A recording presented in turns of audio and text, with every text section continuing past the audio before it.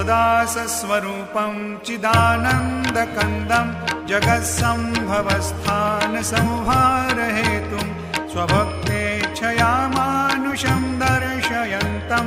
नमामीश्वरं सद्गुरुं सायिनाथं भवद्वान्तविध्वंसमार्तण्डमीड्यं मनोवागतीतं मुनिर्ध्यानगम्यं जगद्व्यापकं निर्मलं निर्गुणत्वां नमामीश्वरं सद्गुरुं सायिनाथं भवाम्भोधिमग्नार्दितानां जनानां स्वपादाश्रितानां स्वभक्तिप्रियाणां समुद्धारणार्थं कलौ सम्भवन्तं